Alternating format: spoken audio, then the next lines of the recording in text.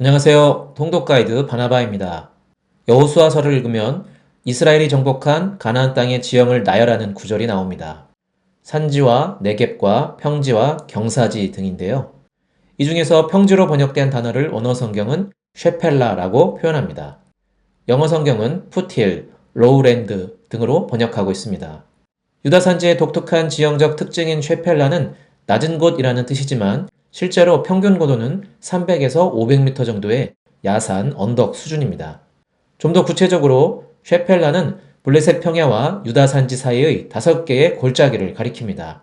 맨 위에서부터 아얄론 골짜기, 소렙 골짜기, 엘라 골짜기, 마레사 골짜기, 라기스 골짜기의 순서입니다.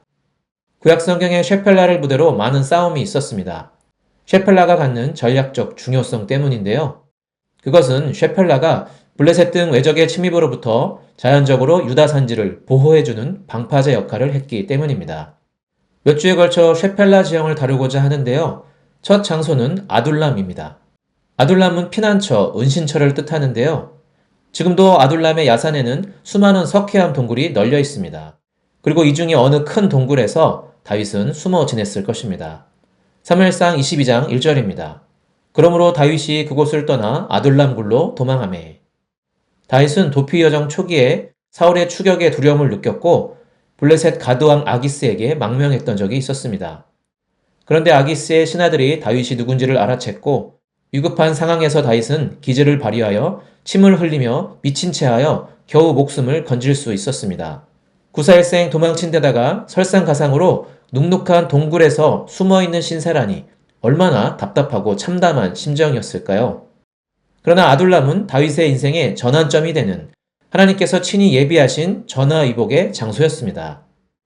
다윗이 아둘람에 있다는 소식을 듣고 그의 가족들이 찾아왔고 고통당하는 자, 빚진 자, 마음이 원통한 자 400명 정도가 그를 찾아왔다고 성경은 말합니다.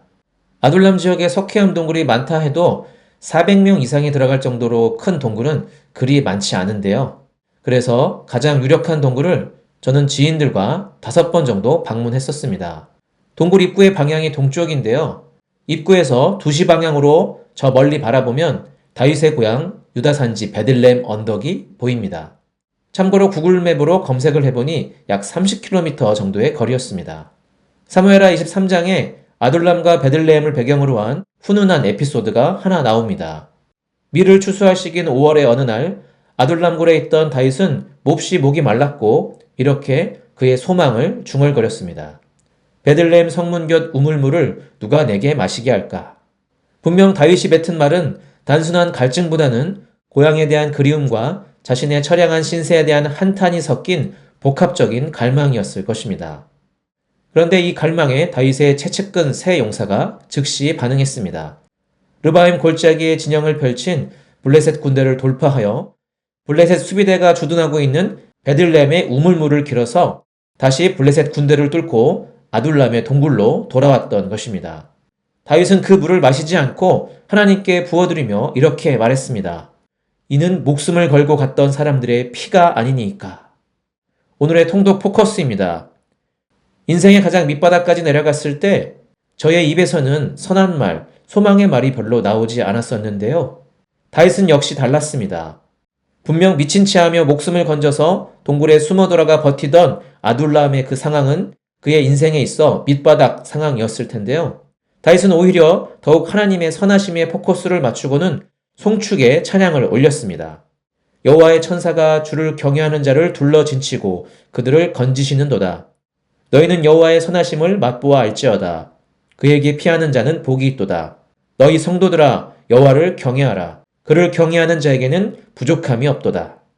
분명 다윗은 아둘람 동굴 입구에 서서 떠오르는 태양을 바라보며 매일 아침 하나님의 변함없는 은총을 찬양하고 또 찬양했을 것입니다. 그리고 이를 곁에서 지켜보던 400여 명의 마이너한 사람들은 다윗의 깊은 신앙심과 매력적인 인격에 감화되어 서서히 충신으로 다듬어졌을 것입니다. 그렇게 하나님은 다윗과 아둘람 공동체를 통해 이스라엘의 새 역사를 준비하고 계셨던 것입니다. 셰펠라 통독하기 파트 1 아둘람은 여기까지입니다. 다음 시간에 더 유익한 내용으로 찾아오겠습니다. 시청해주셔서 감사합니다.